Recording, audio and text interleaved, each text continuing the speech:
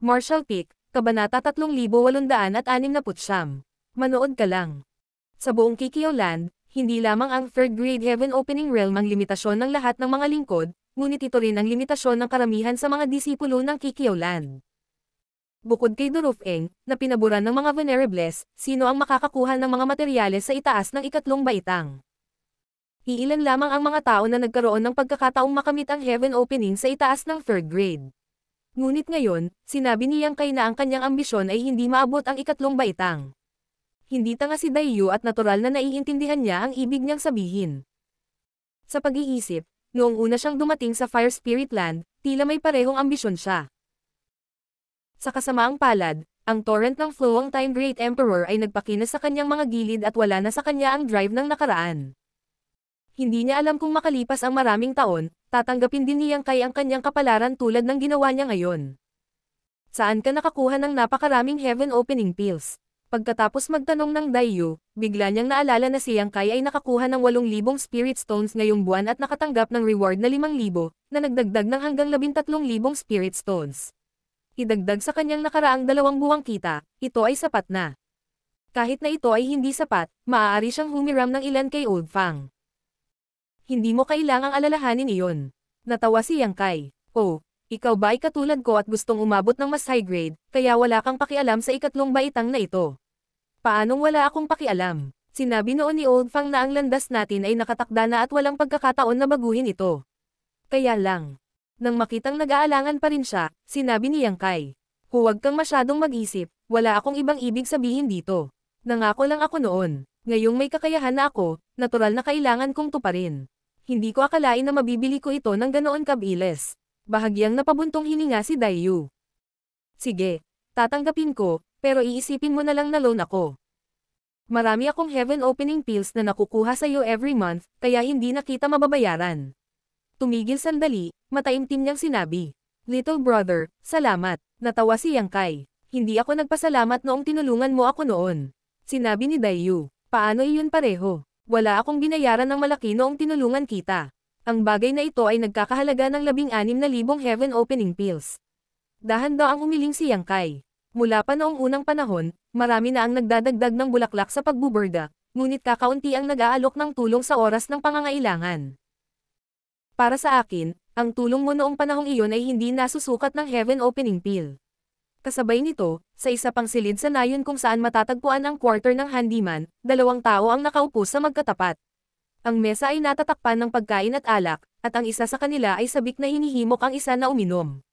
Masigasig niyang dinampot ang pagkain at nakangiting sinabi, Steward Chow, subukan mo ito. Espesyal kong binili ang lahat ng ito sa Market Square. Uminom si Jozing ng alak at kinain ang mga pinggan pagdating nila. Dahan-dahan niyang ibinaba ang kanyang chopsticks at sinabing, siguro malaki ang ginastos mo sa mesang ito, di ba? Sabi ni Siang Yong. Hindi ako gumastos ng malaki, basta masaya si Steward Chow. Isinusumpa niya sa kanyang puso na talagang hindi madali ang imbitahan siya sa isang kainan. Pagbalik niya mula sa taniman, gusto niya itong anyayahan, ngunit hindi siya pinansin ni Jozing. Ilang beses niya itong hinanap. Noon lang sinabi sa kanya ni Jozing na maaari siyang uminom at kumain, ngunit ayaw niyang pumunta sa palengke. Wala siya sa mood at pwede na lang manatili sa kwarto ng handyman. Ano kayang gagawin ni Siang Yong? Natural, pumunta siya sa palengke para umorder ng mesa ng pagkain at alak at ibinalik iyon. Pagkatapos ng 3 ikot ng alak at 5 ulam, casual silang nag-usap. Unti-unting uminit ang kapaligiran. Hinampas ni Siang Yong habang mainit ang bakal at sinabing, Steward Chow, ano sa tingin mo ang dapat kong gawin tungkol sa bagay na ito? Kumuha si Jozing ng pagkain at kumain. Habang kumakain siya, sinabi niya, ikinalulungkot ko ang bagay na ito, ngunit wala akong magagawa tungkol dito. Sinabi ni Master Do na kailangan kong humanap ng mas magandang lugar para sa taong iyon. Kung hindi, hindi ko magagawang ipaliwanag ito kay Master Do. Halos magmura si Siang Yong. Hiniling sa iyo ni Master Do na humanap ng mas magandang lugar para kay Yang Kai. Napakalaki ng halamanan, bakit kailangan mong palitan ito sa kanyang lugar? Siya ay hindi masaya sa kanyang puso, at kahit na ang ekspresyon sa kanyang mukha ay mukhang mabangis. Dahil nagsalita na si Lord Do, dapat talaga nating gawin ang sinabi niya. Gayunpaman, Steward Joe, maaari ba natin siyang ilipat sa ibang lugar? Inalagaan ko ang kapirasong lupang iyon sa loob ng napakaraming taon, Humigit kumulang, may nararamdaman ako para dito. Nag-aatubili akong umalis. Ngumisi si Jozing sa kanyang puso. Alam niya na si Xiang Yong ay hindi nakadikit sa lupaing iyon, kundi sa kanyang kapitbahay. Kinawian niya ang kanyang kamay at sinabing, wala nang ibang paraan. Kung ilang araw na ang nakalipas, baka may posibilidad na. Pero ngayon, wala tayong magagawa sa kanya. Bakit? Umirap si Xiang Yong. May 3 ulo at 6 na braso ang lalaking iyon. Kahit si Steward Chow ay walang magawa sa kanya. Wala siyang 3 ulo at 6 na braso. Ngumiti ng mapait si Jozing. Ngunit ang taong iyon ay gumawa ng malaking kontribusyon noong nakaraan at nanalo ng pabor ni Master Do. Ilang araw na ang nakalipas, nang si Master Do ay nagpapatrolya sa taniman, bumaba siya at sinabihan siya ng ilang salita. Ngayong alam na ni Master Do kung nasaan siya, kung papalitan ko ulit siya, paano ko ipapaliwanag kapag tinanong ito ni Master Do? Bumaba si Master Do at kinausap siya. Natigilan si Xiang Yong. Hindi niya maintindihan kung bakit napakaswerte ni Yang Kai. Pagkatapos ng ilang sandali ng katahimikan, nagbuhos pa siya ng alak at sinabi sa mahinang boses. Steward Chow, kung wala tayong magagawa sa kanya, may magagawa tayo sa iba. Ayokong bumalik sa aking orihinal na lupain. Makakahanap ka ng paraan para ilipat ako sa kalapit na lupain. Hindi naman dapat mahirap yun, di ba?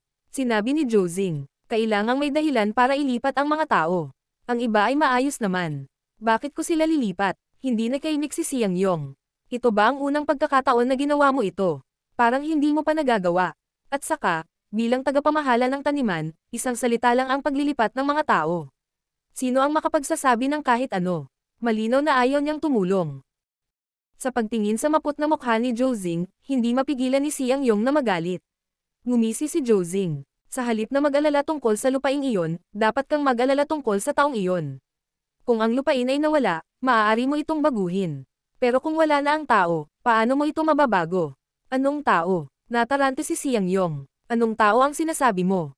Malamig na tiningnan siya ni Jozing. Napakurap si Xiang Yong. Little Daiyu. Ano ang mali kay Little Daiyu? Bigla siyang natense at tumalsik na may mabangis na tingin. Anong nangyari kay Little Daiyu? Humalaklak si Jozing. Ano kayang mangyayari kay Miss Daiyu? Hindi lang siya okay, pero maganda rin ang buhay niya ngayon. Napakunot-noo si Xiang Yong at tinitigan siya. Pakiramdam niya ay may nakatagong kahulugan sa kanyang mga salita, ngunit naiinis siya sa kanyang mapagpanggap na ugali. Iniisip ang ilang mga pag-iwas niya ngayon, hindi niya maiwasang sabihin ng malamig.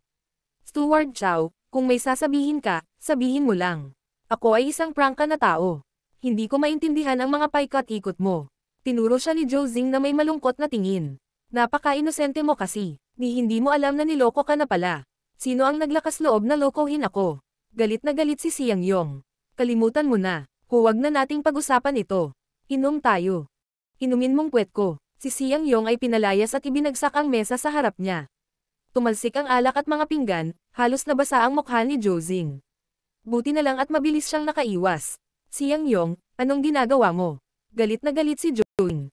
Bagamat alam niya na si Xiang Yong ay isang magaspang na tao, hindi niya inaasahan na ganoon pala siya kagaspang. Mabangis at masungit ang ekspresyon ni Xiang Yong. Steward Chow, inanyayahan kitang uminom dahil sa kabutihang loob, ngunit hindi mo ako ginagawang komportable. Hindi naman tama yun, di ba? Hindi naman ako ang nagpapaka-uncomfort sa'yo di ba? Bakit ba ang laki ng galit mo sa akin? Umiling si Xiang Yong. Wala akong pakialam. Steward Chow, kailangan mong gawing malinaw ang iyong sarili ngayon. Ngumisi si Jozing. Sigurado ka bang gusto mong malaman? Sinaman siya ng tingin ni Xiang Yong na parang gusto siyang kainin.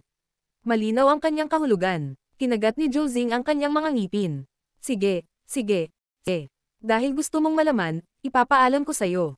Sana hindi ka magsisi pagdating ng panahon. Nang walang karagdagang paliwanag, kumuha siya ng isang token at inilagay iyon sa sarili niyang lakas. Kinawian niya ang token sa harap niya at malamig na sinabi. Idilat mo ang iyong mga mata at tingnan mo ang iyong sarili. Nang matapos siyang magsalita ay agad na lumitaw ang projection ng isang imahe sa hangin sa pagitan nilang dalawa. Walang espesyal sa imahe. Ito ay isang bahay lamang, at ito ang pinakakaraniwang bahay sa silid ng mga tagapaglingkod. Mayroong hindi bababa sa 300 mga bahay na tulad nito sa silid ng mga tagapaglingkod, kung hindi 500. Nakilala ito ni Xiang Yong sa isang sulyap. Hindi ba ito ang bahay ni Little Daiyu? Maganda ang iyong paningin. Ngumuso si Jozing. Ano ang gusto ni Steward Chow na makita ko? Hindi maintindihan ni Xiang Yong. Maglaan ng oras at maghintay. Malalaman mo din mamaya. Ayaw ni Jozing na magaksaya ng oras sa kanya. Tumingin sa kanya si Siang Yong saglit. Naisip niyang wala siyang mapapala sa kanya, kaya hinimas niya ang kanyang baba at pinagmasdang mabuti. Gayunpaman, wala siyang nakitang kakaiba. Nainis siya. Makalipas ang mahigit isang oras na paghihintay, biglang bumukas ang pinto ng bahay na nasa larawan. Nagulat si Siang Yong at tinignan ito ng may pag-asa. Ngunit sa susunod na sandali, ang pag-asa sa kanyang mga mata ay napalitan ng pagkagulat at pagkatapos ay galit. Nag-aapoy ang kanyang mga mata sa galit at para siyang bulkang sisabog. Yang Kai. Kinagat ni Siang Yong ang kanyang mga ngipin at sumigaw. Bakit ang batang ito ay lumabas sa bahay ni Little Daiyu ng ganitong oras? Sa larawan, nang lumabas si Yang Kai, tila nasa mabuting kalagayan siya, may ngiti sa kanyang mukha. Sa likod niya, parang may sinasabi sa kanya si Daiyu, dahilan para mamula ang mukha niya. Hindi man lang lumingon si Yang Kai at nagwagayway lang ng kamay. Malamig na tumingin si Jozing sa gilid at nag-click sa kanyang dila. Isang lalaki at isang babae na nag-iisa sa kalagitnaan ng gabi. Ano sa palagay mo ang ginagawa ng batang ito ngayon? Thirst, ilang buwan pa lang siya sa Fire Spirit Land at nanalo na siya sa awan ni Master Do at sa pabor ng isang dilag. Nakakainggit. Kumunot ang noo ni Siang Yong at ang galit sa kanyang mga mata ay agad na napalitan ng walang katapusang layunin ng pagpatay. Bastos. Tumalikod siya at naglakad patungo sa pinto na may hawak na palakol, puno ng layuning pagpatay.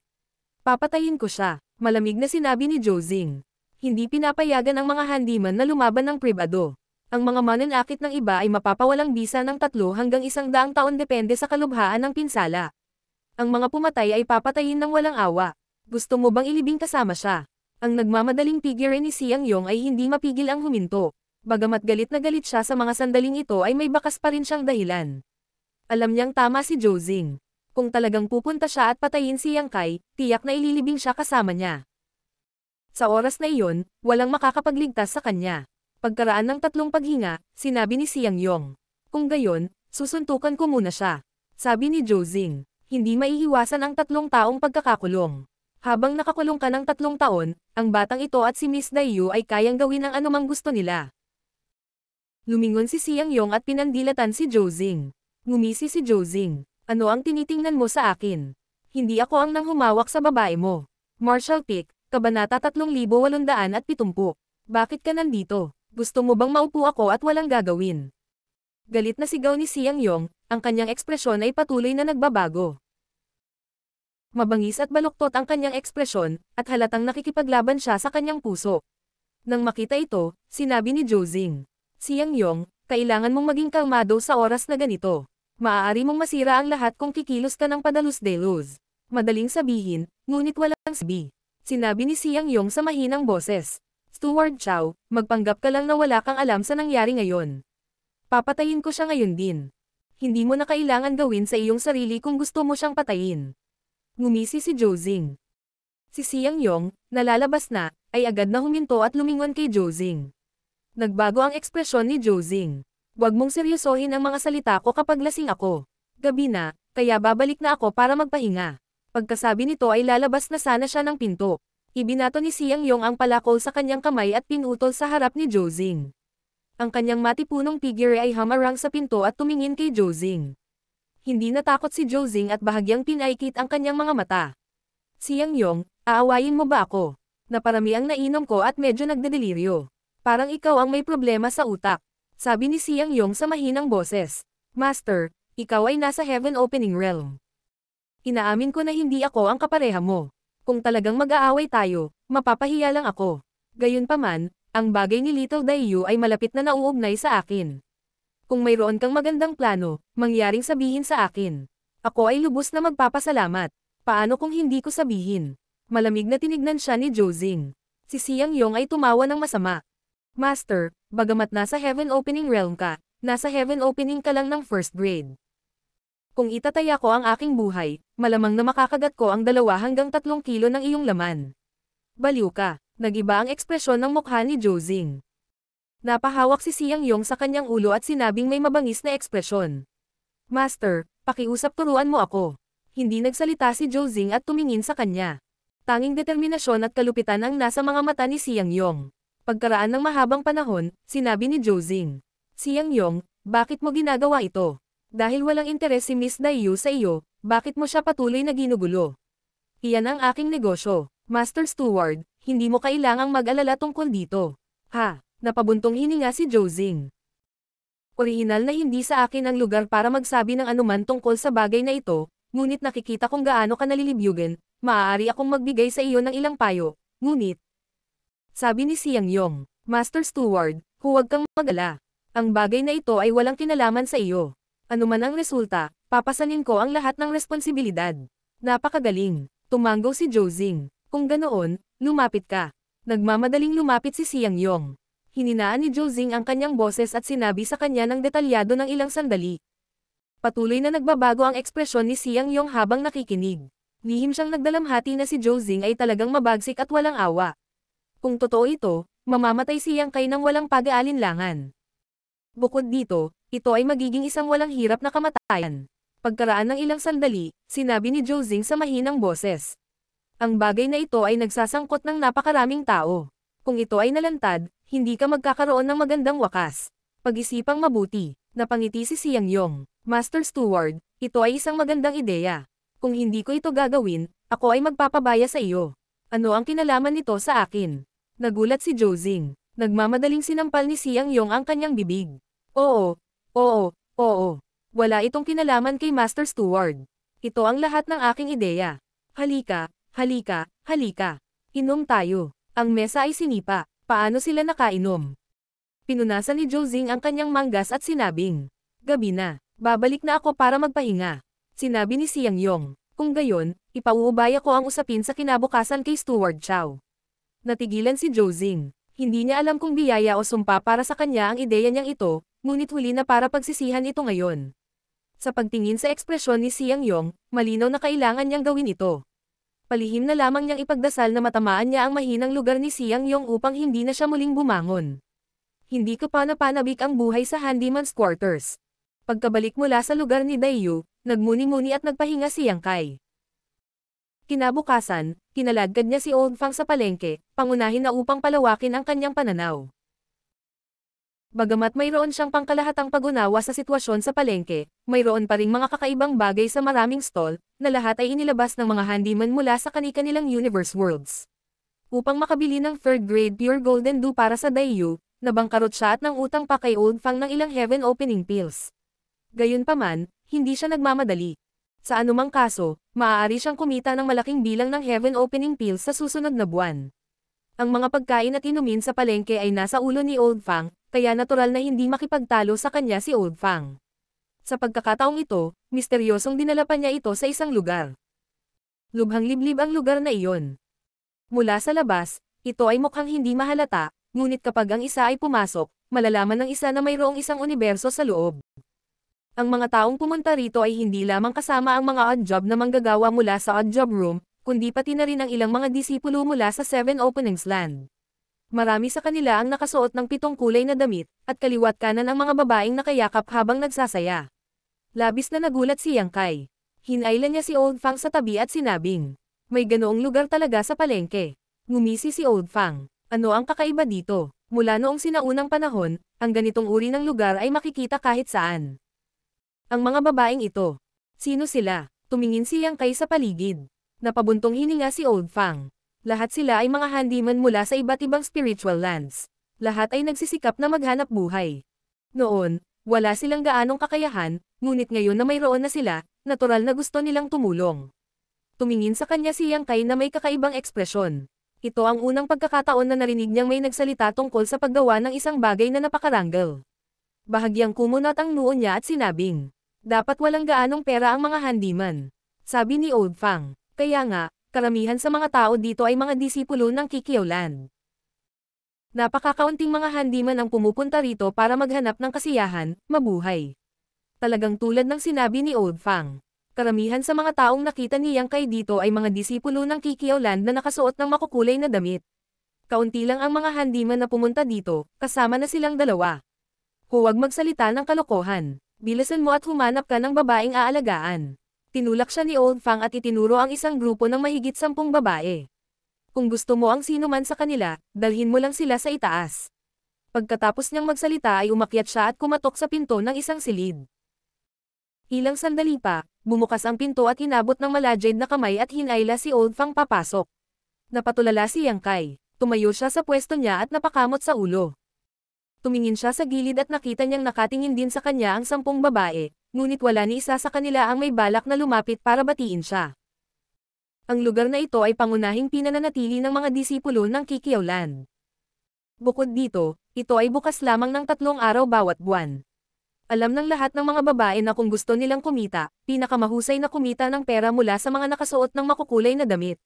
Kung papasok ang isang handyman na tulad ni Yang Kai, hindi siya papansinin ng karamihan maliban kung siya ang nagkusa na makipag-usap sa kanila.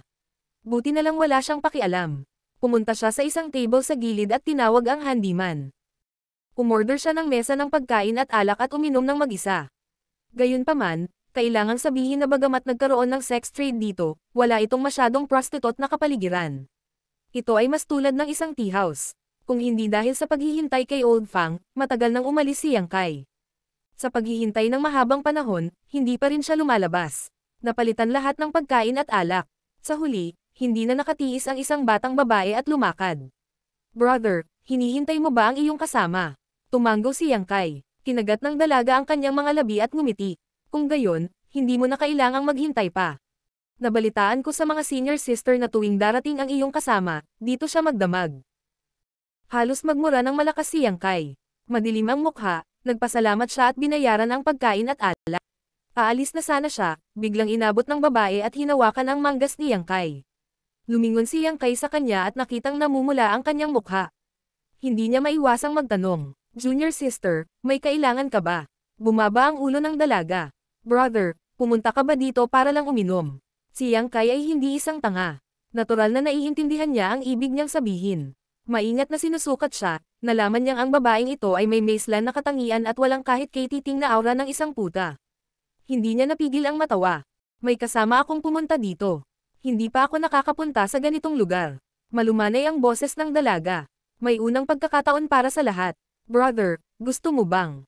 Gusto mong subukan?" Habang nagsasalita siya, ang kanyang ulo ay halos nakabaon sa kanyang dibdib, at ang kanyang mukha ay kasing pula ng apoy.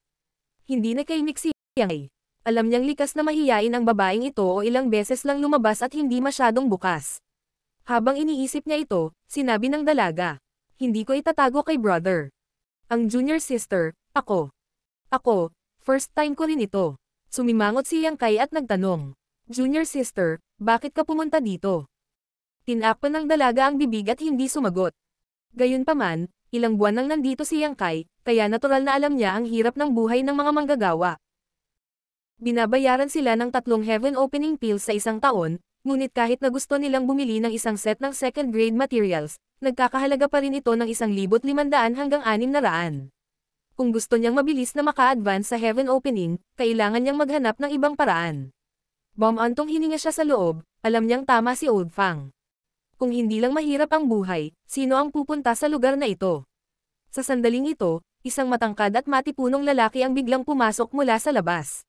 Nilaybot ng kanyang mga mata ang lugar at napatitig kay Yang Kai, at nagulat siyang naglakad. Nakaramdam ng paggalaw, lumingon si Yang Kai at natigilan din. "Brother Fang, bakit ka nandito?" Tiningnan ni Fang Tai si Yang Kai nang may pagtataka. "Maling lugar ka ba napunta?" Ano ang gustong sabihin ni Brother Fang? Bahagyang kumunot ang noo ni Yang Kai. "Wala." Dahan-daang umiling si Fang Tai, marahil ay dahil ayaw na niya itong kausapin. Tumingin siya sa paligid, pagkatapos ay lumingon siya sa dalaga sa tabi ni Yang Kai at ngumiti. "Junior sister, kailangan mong magkaroon ng magandang mata para sa mga tao. May mga tao, kahit na matanggap mo sila, natatakot ako na hindi sila mababayaran. Sa oras na iyon, kailangan mong magtrabaho para sa wala." Pilit na tumawa ang dalaga. "Brother, nagbibiro ka siguro." Sabi ni Fang Tai. "Hindi ako nagbibiro, ang dinala mo dito ay isang bagong dating. Ilang buwan pa lang siya dito at hindi pa nababayaran ang kanyang sweldo. Paano kanya babayaran?" Kakaibang tumingin ang babae kay Yang Kai. Ang performance ni Yang Kai kanina ay hindi katulad ng isang bagong dating. Ang mesang iyon ng pagkain at inumin ay masaya niyang binayaran, hindi hihigit, hindi bababa. Ibang klase itong Fang. Sisiguraduhin kong mabubusog si junior sister mamaya. Pagkasabi niya noon ay inabot niya at hinawakan ang braso ng dalaga. Ang batang babae ay hindi nakaiwas at nahuli, mabilis na inikat ang kanyang ulo upang tingnan si Yang Kai na may nagsusumamong ekspresyon. Mas handa niyang tanggapin si Yang Kai, kung hindi, hindi sana siya nagkusa na makipag-usap sa kanya. Ngunit sa kanyang pagkabigo, sumulyap lang si Yang Kai sa kanya at kinulong ang kanyang mga kamay. Kung gayon ay hindi ko iistorbahin si Brother Fang. Palem, humph, malamig na bamantong hininga si Fang Tai. Lumabas si Yang Kai, ngunit kitang-kita niya ang isang pares ng mga mata na nakatingin sa kanya mula sa likuran. Marshall Peak, Kabanata 3871. Arestado. Tumigil ka sa paghahanap. Bakit mo pinagkakaabalahan ang basurang ito? Isasama ka nitong brother para magsaya. Tumigil si Yang Kai sa kanyang kinatatayuan at lumingon. Lumapit siya kay Fang Tai at tumangala sa kanya. Brother Fang, mali ba ang kinain mong gamot ngayon? Sinabi ni Fang Tai. Ang Fang na ito ay walang sakit, bakit ako kakain ng gamot? Kung wala kang sakit, bakit ka nagbubuga ng kalokohan at nilalay ako ng walang dahilan? Si Fang Tai ay labis na namangha. Kailan ba kita ininsulto? Oh, sinabi mo ang basurang iyon, hindi ikaw, itong Fang ay tinutukoy ng iba. Pero kung pipilitin mong damaykit ako, wala na akong magagawa. Tinitigan siya ni Yang Kai. Puno ng pangungutya ang mga mata ni Fang Tai. Tumanggo si Yang Kai. Mukhang may malubhang sakit si Brother Fang. Magsasalita pa sana si Fang Tai nang makita niya ang mabilis na paglaki ng kamao sa kanyang harapan. Kaagad pagkatapos, uminog ang kanyang ulo na para bang tinamaan ng malakas na puwersa. Lumipad siya pabalik, nahihilo at nakakita ng mga bituin. Ang babae sa tabi ni Fang Tai ay natigilan, nakatitig ng blanko kay Yang Kai. Sa kanyang larangan ng paningin, si Yang Kai ay nasa kanyang pagsuntok na poster. Kung hindi niya ito nakita ng sarili niyang mga mata, hindi siya maglalakas loob na maniwala na ang mukhang magiliw na senior brother na ito ay talagang may matinding init ng ulo. Dahil lang sa hindi pagkakasundo, may inatake siya at nasugatan. Hindi kaya niya alam ang kahihinatnan ng paggawa nito. Wala pang 3 buntong hininga matapos suntukin ni Yang Kai, ginamit ng mga babae sa hall ang kanilang mga diskarte sa paggalaw at tumakas palabas ng pinto. Sa isang kisap mata, lahat sila ay wala na. Gayunpaman, mayroon pa ring ilang mga disipulo ng Kikiaw Land na nakatingin ng may interes. Ilang taon na ang nakalipas mula nang maglakas loob ang isang utusan na gumawa ng sarilinan. Ngayon, sa wakas ay nakapanood na sila ng palabas. Sa kabilang banda, suray-suray na tumayo si Fang Tai, naramdaman lamang na malagkit ang kanyang bibig at ilong. Pinunasan niya ang kanyang mga kamay, nakita niyang puro dugo ang mga ito. Itinaas niya ang kanyang ulo, pinandilatan niya si Yang Kai nang hindi makapaniwala. Naglakas loob ka bang saktan ako? Natulala na rin siya. Hindi niya akalain na sasalakayin siya ni Yang Kai. Kung hindi, sa kanyang lakas, hindi siya matatalo ni Yang Kai sa isang galaw. Sa ilang sandali, ang kahihiyan at galit ay umusbong sa kanyang puso, at ang kanyang aura ay biglang nag-iba.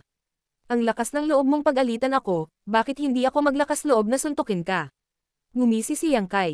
Napakagaling. Galit na umungol si Fang Tai at sinipa ang mesa at upuan sa kanyang daan. Pagkatapos, tulad ng isang ancient divine spirit, sumugod siya sa harapan ni Yang Kai. Ang kanyang dalawang kamao, na kasing laki ng mga casserole, ay naging mga anino ng mga kamao na tumakip sa langit at tumakip kay Yang Kai. Si Fang Tai ay isa ring bagong dating nakara-rating lang sa labas ng langit at lupa. Ang kanyang lakas ay katumbas ng kay Yang Kai, kaya ang laban na ito ay talagang isang malapit na laban.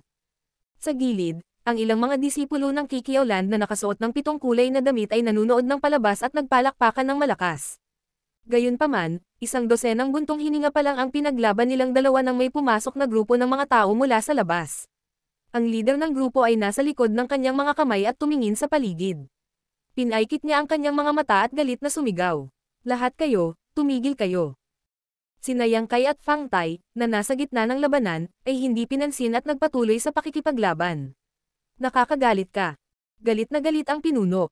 Ikinaway niya ang kanyang kamay at ang mga disipulo ng Kikiaw Land sa magkabilang gilid ay naglabas ng mga lubad. Ang mga lubad na ito ay gawa sa hindi kilalang material at ibinalot sa katawan ni Yang Kai at Fang Tai na parang mga ahas.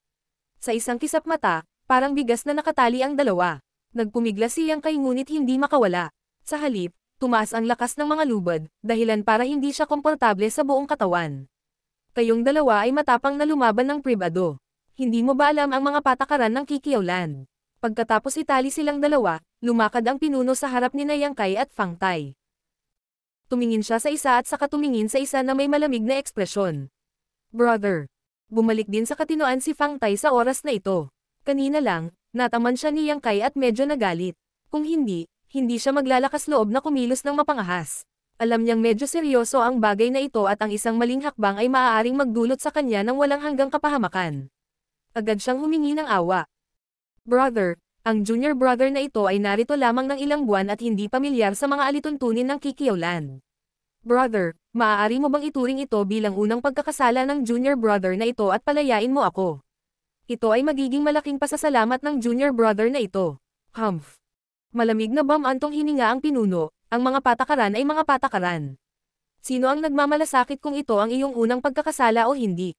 Maghihirap ka sa pagkakataong ito at alam mo kung paano kumilos sa susunod.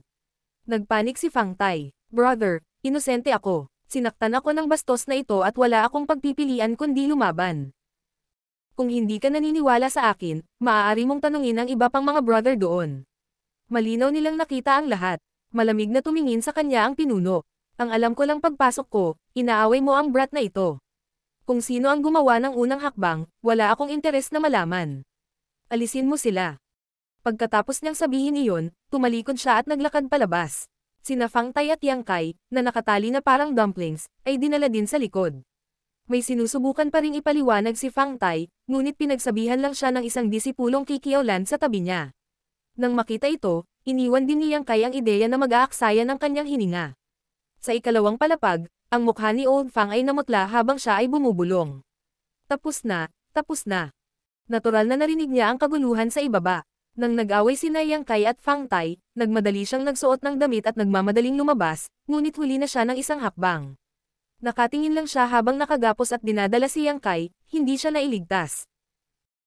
Ang mga taong kumuha kay Yang Kai ay ang mga nagpapatrolya ng Kikyo Land. Bilang isang manggagawa, wala siyang karapatang magsabi ng anuman sa harap nila. Kung iisipin, ang tanging taong makapagliligtas kay Yang Kai ay si Jozing.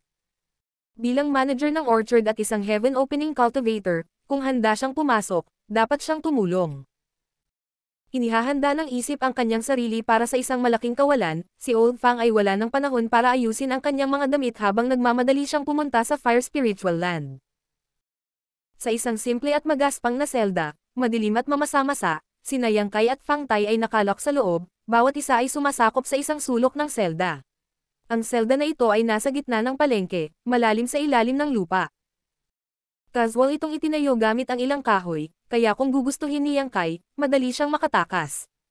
Gayunpaman, siya o si Fang Tai ay walang lakas ng loob na gawin iyon. Nakabantay sa labas ang mga disipulo ng Kikyo Land, kaya ano ang magagawa nila kahit na tumakas sila? Igagapos pa rin sila at ibabalik. Dahil dito, kahit na walang nagbabantay sa kanila, at kahit na ang kanilang mga pagkakatali ay naalis na, ang dalawa sa kanila ay nagukupa lamang sa isang sulok ng selda, na iniisip ang kanilang sariling mga gawain. Sinasamahan si Old Fang na bumisita sa isang bahay aliwan para lamang makulong. Si Yang Kai ay medyo hindi nakaimik. Gayunpaman, ang bagay ngayon ay nagbigay sa kanya ng kakaibang pakiramdam. Bagamat gusto ni Fang Tai na gumuhit ng malinaw na linya sa pagitan nila dahil nasaktan niya si Jozing, hindi na niya kailangang masaktan siya ng walang dahilan, di ba? Ang mga aksyon ni Fang Tai ngayon ay nagbigay sa kanya ng pakiramdam na sinasadya niyang galitin siya. Ngunit ano ang mabuting may dudulot nito kay Fang Tai? Sa huli, siya rin ang haantong sa katulad niya, makulong dito, at alam kung anong klaseng parusa ang matatanggap niya. Narinig niyang sinabi ni Old Fang na medyo malupit ang parusa ng Kikyo Land para sa mga manggagawang nagkamali. Kung hindi niya mahawakan ng maayos ang usaping ito, baka makulong siya ng 3 hanggang 5 taon. Kung talagang nakakulong siya ng ganoon katagal, malaking kawalan.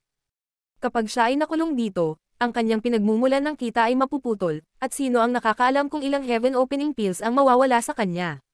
Sa pag-iisip nito, lalo pang nadismaya si Fang Tai. Malamig niyang sinulyapan at nakitang ang taong ito ay sabik na nakatingin sa isang tiyak na direksyon, ang kanyang mukha ay puno ng pag-asa. Bahagyang kumunot ang noo ni Yang Kai, hindi alam kung ano ang inaabangan niya. Pagkaraan ng hindi malamang tagal, biglang nagmula sa labas ang tunog ng mga yabag. Si Fang Tai, na naka-cross-leg sa gilid, ay agad na tumayo, at si Yang Kai ay nakinig din ng mabuti. Hindi nagtagal, may dumating na tao sa harap ng selda, nanlilisik ang mga mata habang nakatingin sa 2 tao sa selda. Master Steward. Sabik na bulalas ni Fang Tai. Steward Chow. Bahagyang kinuyam ni Yang Kai ang kanyang mga kamao. Bagamat hindi niya maayos ang pakikitungo kay Jozing, dahil ang kabilang partido ay may titulong tagapangasiwa, kailangan pa rin niyang ipakita ang wastong kagandahang asal, baka may mahuli siyang maaaring gamitin laban sa kanya. Talagang magbigay mukha kayong dalawa sa Fire Spirit Land Chores room ko. Kinagat ni Jozing ang kanyang mga ngipin at itinuro ang dalawang tao sa selda, bakas sa kanyang mukha ang hinanakit. Nag-aaway dahil sa isang babae at pupunta sa palengke. Ang galing niyong dalawa, masyado kayong magaling. Awkward na sinabi ni Fang Tai. Ito ay isang hindi pagkakaunawaan, Master Steward. Hindi kami nag-aaway ni Yang Kai para sa isang babae, sadyang nangangati ang aming mga kamay at nagpalitan kami ng mga pointer. Sino ang nakakaalam na mangyayari ito? Habang nagsasalita siya, nilinggan niya ang kanyang ulo at tiningnan si Yang Kai. Nilinggan ni Yang Kai ang kanyang ulo at nagkunwaring hindi nakakita.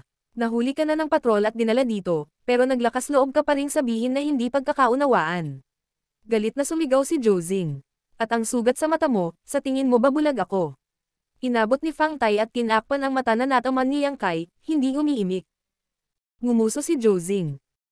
Alam mo ba kung anong parusa ang mayroon para sa pribadong away sa pagitan ng mga gawain? Kinakabahang nagtanong si Fang Tai. Anong parusa? 3 hanggang 100 taon ng pagkakakulong. Ngumisi si Jozing. Gusto mo ba ng 3 taon o 100 taon? Nagulat si Fang Tai at nagmakaawa. Master Steward, mangyaring iligtas ako. Sinabi ni Jozing. Ngunit kilala ko ang patrol leader na nakahuli sa inyo, para makausap ko siya. Dahil pareho kayong bagong dating at ito ang una ninyong pagkakasala, hahayaan ko na ito sa pagkakataong ito. Kung may susunod pa, wala nang awa. Hayaan mo na lang ng ganun. Natigilan si Yang Kai. Akala niya ay tiyak na makulong siya ng ilang taon, kaya inihanda na niya ang sarili. Si Fang Tai, gayunpaman, ay tuwang-tuwa at paulit-ulit na ikinulong ang kanyang mga kamay. Salamat, Steward Chow. Master Steward, aalalahanan ko ang iyong kabaitan at hinding-hindi ko ito makakalimutan. Hindi nagkomento si Jozing at binuksan ang pinto ng selda, sinabing. Lumabas kayong dalawa, ano pa ang ginagawa niyo dyan? Isa-isang lumabas sina Fang Tai at Yang Kai. Malamig na bumuntong hininga si Jozing. Kung hindi dahil sa katotohanang may nangyari sa taniman ngayon, wala akong pakialam sa buhay mo. Sinabi ni Fang Tai, tungkol ba ito sa patrol ng punong KT? Wala. Ito ay hindi isang lihim. Ang mga gawain sa silid ng mga gawain ay narinig ng lahat tungkol dito mula sa iba't ibang mga mapagkukunan. Oo, dapat ay nakarating na ang punong KT wala sa taniman ngayon. Dapat kayong dalawa ay magmadali. Kung ang punong KT wala ay magpapatrolya sa inyong teritoryo, mag-ingat. Kung may mangyaring masama, walang makakapagligtas sa inyo. Oo, oo, oo. Mabilis na tumango si Fang Tai. Naalala ni Yang Kai na ang tinaguriang Chief Steward ay magpapatrolya sa taniman ng Fire Spirit Land ngayon. Ang buong Fire Spirit Land ay naging abala para lang ngayong araw. Gayunpaman, wala itong kinalaman sa kanya, kaya hindi niya kailangang mag-alala ng labis. Kailangan lang niyang gawin ng maayos ang trabaho niya. Marshall Peak, Kabanata 3872. Ang mga takot ay nagiging realidad. Habang nag-uusap sila, dumating silang 3 sa ibabaw. Sa sandaling ito, tahimik ang buong palengke. Lumipas ang 3 araw, at ang mga katulong ay nakabalik na lahat sa kani-kanilang mga taniman. Likas na walang laman ang palengke, at walang mga disipulong kikiyaw sa labas ng bilangguan. Parang silang 3 lang ang nandito. Gabi na. Steward Chow, alis muna ako. Nagpaalam si Yang Kai at pumailang lang sa langit, dumiretso sa Fire Spirit Land. Wala siyang respeto. Iniligtas siya ng Steward Master, ngunit hindi man lang siya nagpasalamat. Tumingin si Fang Tai sa direksyon na iniwan ni Yang Kai at malamig na ngumuso. Hindi na niya kailangang magpasalamat sa akin. Humalaklak si Jozing. Nagpasalamat na siya sa mga kailangang pasalamatan. Si Old Fang ay gumugol ng maraming heaven opening pills para sa kanya upang humingi ng pasensya. Para sa kapakanan ng heaven opening pills na iyon, hindi siya mapakali na makipagtalo kay Yang Kai. Naging mataimtim ang kanyang ekspresyon nang sinabi niya sa mahinang boses. Magaling ka sa pagkakataong ito. Sinabi ni Fang Tai. Ang dahilan kung bakit maaaring magkaroon ng Fang na ito ngayon ay dahil sa pag-aalaga ng Steward Master. Kung ang Steward Master ay may anumang utos, gagawin ng Fang na ito ang lahat. Manam, napakabuti. Tumanggo si Jozing, lubos na nasisiyahan sa saloobin ni Fang Tai. Kumunat ang noo ni Fang Tai. Ngunit may isang bagay na hindi naiintindihan nitong si Fang. Huwag mong itanong kung ano ang hindi mo dapat itanong. Tila naging malinaw si Jozing tungkol sa mga pagdududa ni Fang Tai at hinaranggan siya ng isang pangungusap. At saka, aksidente lang ito. Ibinaba ni Fang Tai ang kanyang ulo. Naiintindihan ko. Bilasan natin sa orchard. Baka may magandang palabas kaya. At saka, andito ang steward, kaya dapat samahan siya ng isang maliit na KT wala na tulad ko. Habang nagsasalita si Zhou, pumailan lang siya sa langit. Hindi naintindihan ni Fang Tai. Hindi niya alam kung anong uri ng magandang palabas ang mangyayari mamaya.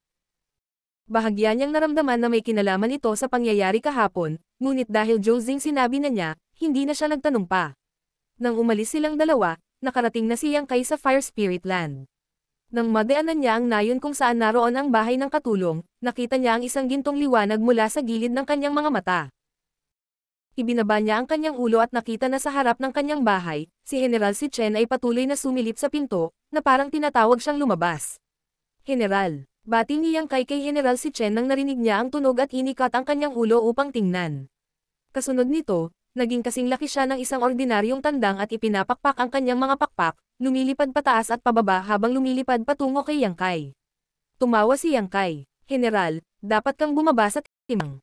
Hindi alam ni Yang Kai kung ito ay isang ilusyon, ngunit naramdaman niya na ang tandang manok na ito ay mas mataba kaysa sa unang pagkakataon na nakita niya ito. Iniunat niya ang kanyang kamay upang tawagin ito at inilagay sa kanyang ulo.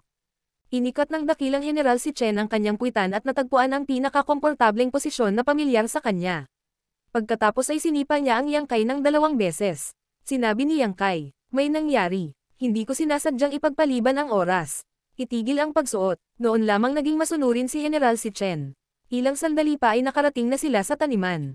Pagkalipas ng ilang sandali, dumaong sila sa sarili nilang teritoryo at nakita nila si Daiyu na sabik na naghihintay sa kanila. Nang marinig ang kaguluhan, nilinggan ni Daiyu ang kanyang ulo at nagpakita ng pagtataka. Ayos ka lang ba? Nabalitaan ko kay Old Fang na nakipag-away ka sa isang tao at nahuli ka ng patrol team. Old Fang, ang daldal mo. Si Yang Kai ay may hitsura ng disgust. Hindi ito isang bagay na dapat ipagmalaki, kaya bakit niya ito ikinalat? Ako ang nagtanong sa kanya kung ayos ka lang. May ginawa ba sa iyo ang patrol team? Tanong ni Daiyu na may pag-aalala. Wala yon. Kung ginawa nila, tatayo pa ba ako dito? Ngumiti si Yang Kai. Tumanggo si Daiyu. Tama, lumabas ba si Steward Chow at niligtas ka? Paano mo nalaman? Natigilan si Yang Kai. Sinabi ni Daiyu. Binigyan ni Old Fang si Steward Chow ng isang mahalagang regalo. Nagpakita ng pangunawa si Yang Kai. Kaya pala, nagtataka siya kung bakit napakabait ni Zhou. Naiintindihan na pumunta siya upang iligtas si Fang Tai, ngunit bakit niya rin siya iniligtas? May ginawa pala si Old Fang. Magkano ang ibinigay sa kanya ni Old Fang? Tanong ni Yang Kai.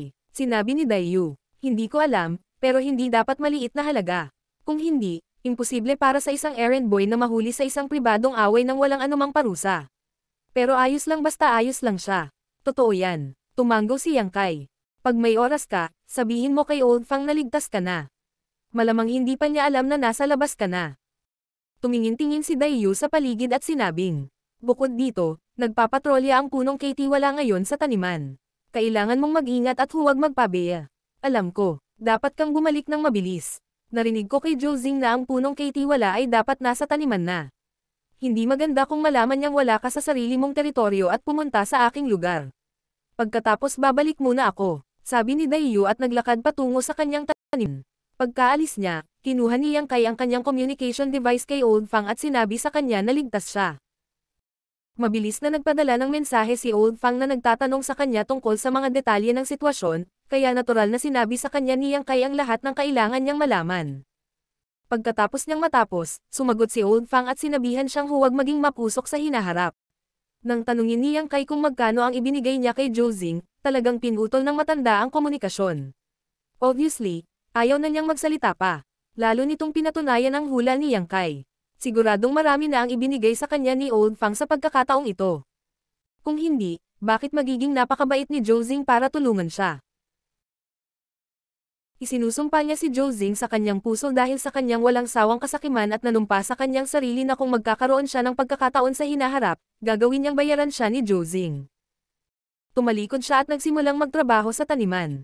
Malaking bagay ang inspeksyon ng punong Kaitiwala sa taniman. Makikita ito sa ugali ni Dorofeng noon, kaya hindi naging pabaya si Yang Kai.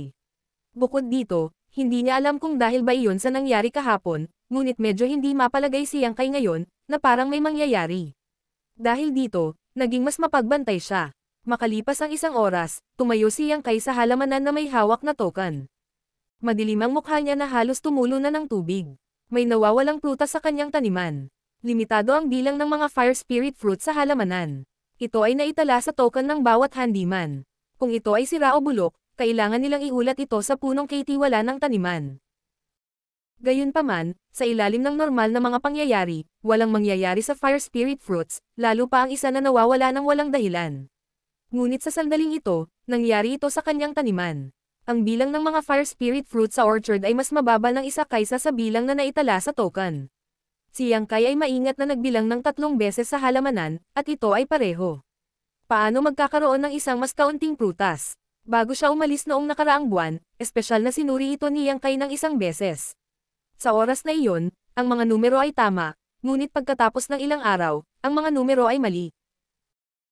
Sinuri ni Yang Kai ang halamanan gamit ang kanyang banal na sentido at maingat na hinanap ang mga puno ng prutas ng isa-isa. Pagkaraan ng ilang sandali, sa wakas ay may nahanap na rin siya. Dumiretso siya sa isang Fire Spirit Fruit Tree at tumitig sa isang lugar. Dapat ay mayroong Fire Spirit Fruit sa lugar na iyon, ngunit sa sandaling ito, wala. Sa tangkay kung saan dapat naroon ang apoy na espiritong prutas, may mga bakas pa rin ng mga sariwang pinulot na prutas. Kahit na hindi pa namumulot ng Fire Spirit Fruit noon si Yang Kai, alam niya na ang prutas dito ay napitas wala pang 2 oras ang nakalipas. May nagnakaw talaga ng kanyang prutas habang wala siya. Galit na galit si Yang Kai. Siyang tanga ang magiging napakalakas ng loob na gumawa ng ganoong katangahan. Ang pagnanakaw ng Fire Spirit Fruit ay maaaring maglagay sa kanya sa isang hindi magandang sitwasyon, ngunit kung malalaman ang katotohanan, kahit 100 buhay ay hindi sapat para patayin siya. Sino sa lupa ang gumagawa ng ganoong bagay na nakapinsala sa iba nang hindi nakikinabang sa kanilang sarili? O sa halip, sino ang may sama ng loob sa kanya? Sa buong Fire Spirit Land, maraming tao ang hindi kilala ni Yang Kai. Ang tanging may sama ng loob sa kanya ay sina Zhou Xing at Fang Tai, na nakaaway niya kahapon. Hindi nagkaroon ng pagkakataon si Fang Tai na gawin iyon. Pagdating niya, hindi pa siya gumagalaw. Baka si Zhou Xing. Hindi rin dapat siya yon. Iniligtas siya ni Zhou Xing at si Fang Tai mula sa palengke, kaya wala rin siyang panahon para gawin ang ganoong bagay. Kung hindi si Zhou Xing o si Fang Tai, sino pa ang may sama ng loob sa kanya? Pagkatapos mag-isip tungkol dito, walang maisip si Yang Kai. Gayunpaman, ang figure ng Shaking Bear na si Xiang Yong ay sumagi sa kanyang isipan. Kung si Xiang Yong iyon, may posibilidad. Gayunpaman, walang sama ng loob sa pagitan niya at ni Xiang Yong. Walang dahilan para maging mabigat ang kabilang partido, di ba? Marahil ay maaari niyang tanungin ang Daiyu. Nang siya ay dumating, ang Daiyu ay nasa kanyang taniman. Baka may nakita siya. Pagkatapos niyang magdesisyon, akmang lilipat na siya, bigla siyang nakarinig ng nakakatuwang tunog na nagmumula sa hindi kalayuan. Nang tumangala siya, tumigas ang ekspresyon ni Yang Kai. Nakita niya ang isang grupo ng mga tao na lumilipad sa himpapawid, hindi masyadong mabilis o masyadong mabagal. Ang nangunguna ay may marangal na anyo. Nang tumingin siya sa paligid, nagkaroon siya ng dignidad na ekspresyon. Sa isang sulyap, kitang-kita na siya ay isang taong may mataas na katayuan at nasa 40 taong gulang. Sa kanyang kaliwa, nasa kalahating hakbang si Dorufeng upang samahan siya. May ngiti sa labi at may sinasabi sa lalaki. Nasa likod lang ng lalaki ang mga kamay. Maya't-maya ay ibinababa niya ang kanyang ulo at tumingin sa paligid. Paminsan-minsan, tumatango siya. Sa likod ni Dorufeng ay si Zhou Xing. Gayunpaman, sa pagtingin sa kanyang posisyon sa karamihan, tila siya ang uri ng tao na hindi man lang makapagsalita. Kahit na hindi pa niya nakita ang mga ito, agad na nakilala ni Yang Kai na ang nasa katanghaliang gulang na lalaki na nangunguna ay dapat ang punong tagapamahala ng buong Kikiaw Land. Katutubo niyang pinaliit ang kanyang leeg. Kung mapayapa ang halamanan, wala siyang dapat ikatakot. Gayunpaman, ngayon na ang kanyang teritoryo ay kulang ng 1 prutas, ang bagay na ito ay medyo mahirap ipaliwanag. Sa loob-loob niya, lihim siyang nagdasal na ang grupong ito ng mga tao ay mabilis na umalis at huwag siyang pansinin. Gayunpaman, ang kinatatakutan niya ay dapat mangyari. Habang siya ay nakonsensya, narinig ni Yang Kai ang punong tagapamahala na nagsabi. Hindi ba't si General si Chen ni Duanhai? Bakit siya pumunta sa taniman? Halos lumuwa si Yang Kai ng dugo. Sa sobrang pagkaabala niya sa kanyang konsensya ay nakalimutan niya na ang dakilang general ay nakahiga pa rin sa kanyang ulo. Ang katawan ng dakilang general ay nakasisilaw sa gintong liwanag, parang parola sa dilim. Mahirap na hindi ito mapansin. Kung alam lang niya ng mas maaga, hindi niya sana isinama ang dakilang general ngayon. Dapat ay iniwan niya ito sa servant room. Sinabi ni Dorufeng, tama ang punong tagapamahala, iyan ang general ng venerable na si Chen. Tumawa ang punong tagapamahala. Paano nasaktan ng lingkod na ito si General si Chen? Gusto talaga siyang parusahan ng general ng ganito. Sabi ni Durufeng. Hindi naintindihan ng punong tagapamahala. Hindi niya sinaktan si General si Chen. Dati, naisip ko rin na nasaktan niya ang general at pinarusahan. Gayunpaman, nang magulat ako sa kagalang-galang na isa, nalaman kong gusto siya ng general at malapit sa kanya.